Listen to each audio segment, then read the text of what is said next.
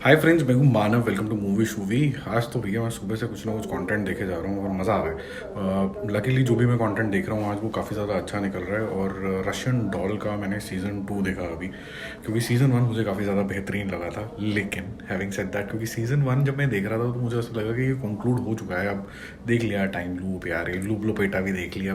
अब क्या है सीज़न 2, क्यों करना है, वाई सी इट। देन वो 2019 में आया था, 3 साल हो गया है तो क्यों देखने का है।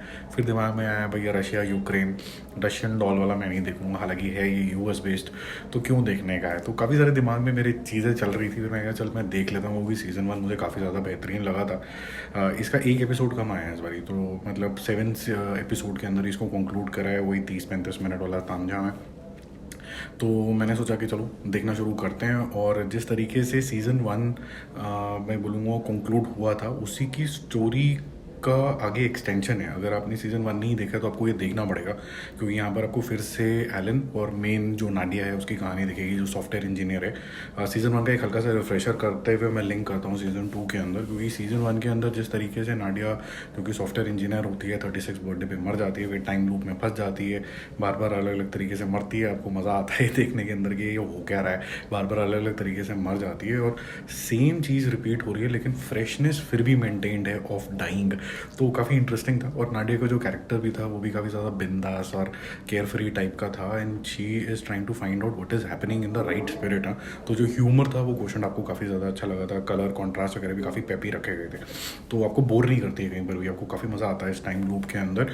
एंड फिर ये किस तरीके से एलन के रूबरू आती है और एलन भी फंस जाता है टाइम लूप के अंदर। और जो इसके फैंस हैं इस सीरीज़ के, उनको पता है मैं क्या बात कर रहा हूँ। अब नादिया और एलन कैसे एक दूसरे की हेल्प करते हैं इस टाइम लूप से निकलने के लिए, और क्या कुछ होता है उस टाइम पे। अलग अलग टाइम जोन के अंदर भी चले जाते हैं, अलग अलग टाइम्स में चले जाते हैं, फिर वो कैसे ब्रेक करते हैं। और आपको ऐसी फीलिंग आती है कि सीज़न 2 जो है कभी भी नहीं बनेगा, ये कंक्लूड हो गया, ये मिनी सीरीज़ की तरह है।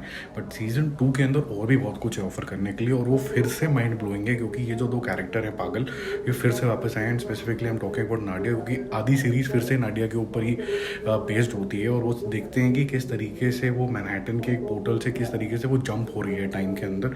और इस बारी जो टाइम जंप है वो छोटे मोटे टाइम जंप नहीं है, बड़े बड़े टाइम जंप हो रहे हैं। इनफैक्ट एरा ही पूरा चेंज हो रहा है। और उस एरा के अंदर वो अपने बारे में क्या डिस्कवर करते हैं, बचपन कैसे डिस्कवर करते हैं, कुछ हद तक अपनी माँ और जो उसकी मदरली फिगर है उसके बारे में क्या क्या डिस्कवर करते हैं। और बिगर चैलेंज ये आ जाता है इस बारी की, जैसे पहले वाले सीजन में बोला था कि can they break the time loop and not die, और यहाँ पर आ जाता है can they change the past so that there is some good impact on the future, यानी करंट टाइम के अंदर। ये सब चीज़ें आपको देख के काफ़ी ज़्यादा इंटरेस्टिंग लगता है। साइंस और ह्यूमर का तड़का फिर से लगा रहता है, और आपको फिर ये भी आंसर यहाँ पर थोड़ा सा मिल जाता है, जो सीज़न 1 में भी सबने पूछा था कि भाई इसका नाम रशियन डॉल क्यों है, यहाँ पर उसका आंसर भी आपको बड़ी क्लियरली निकल के आ जाता है। तो मुझे काफ़ी सेटिस्फाइंग लगी ये सीरीज़। अब तो ऐसा नहीं लग रहा कि इसका कोई एंगल निकल सकता, क्योंकि ये चीज़ मुझे सीज़न 1 में भी लगी थी। अब सीज़न 2 में वो कुछ और एंगल निकाल लें तो पता नहीं, बट इतना टाइम नहीं लगाना चाहिए, क्योंकि मैं ऑलमोस्ट सीज़न 1 भूल गया था कि क्या क्या हुआ था। मेरे को थोड़ा रिफ्रेशर करना पड़ा, तब जाके मैंने ध्यान आया कि अच्छा ये हुआ था, एक रिकैप देखना पड़ा मुझे। और उसके बाद मेरे को फिर से कनेक्शन और वही सब कैरेक्टर्स याद आएंगे। और स्पेसिफिकली मेरे को इसलिए हो गया क्योंकि हमें इतना कंटेंट देखना होता है तो मैं भूल गया था almost. But this season is also very very good. बीच में आपको बस अगर थोड़ा सा ये रहेगा कि फर्स्ट 2-3 एपिसोड के अंदर कुछ भी एक्सप्लेनेशन नहीं दी गई है, तो आपको थोड़ा सा पेशेंट रहना पड़ता है कि ये क्यों हो रहा है, कैसे हो रहा है। अब मैंने आपकी एक्साइटमेंट जगा दी है, तो आप शायद वेट करते रहोगे कि हाँ जी 2-3 एपिसोड के बाद ये पिकअप होने ही वाला है। और लास्ट के जो कंक्लूजन वाले टाइमलाइंस हैं, जो इतना कुछ हो रहा है और वो कैसे एक जगह पे लास्ट के 2 एपिसोड में कैसे कंक्लूजन होता है, वो आपको काफ़ी इंटरेस्टिंग लगेगा। तो फिर से ए स्कोर मिलता है इसको मूवी शूवी की तरफ से। देखो आप, I think you will enjoy, this is a good series. और काफ़ी सेटिस्फाइंग है, मतलब टाइम लूप होने के बावजूद भी जिस तरीके से सिंपल तरीके से इसको समझाया गया है, ज़्यादा फोकस इसके अंदर वही एंटरटेनमेंट और कैरेक्टर्स के ऊपर दिया गया है। और कैरेक्टर्स भी इस तरीके से दिए गए हैं कि they are trying to rectify their mistakes, उस पर ज़्यादा फोकस रखा गया, ना कि ज़्यादा साइंस पे रखा गया। तो कन्फ्यूजन बहुत ज़्यादा नहीं होती है आपको।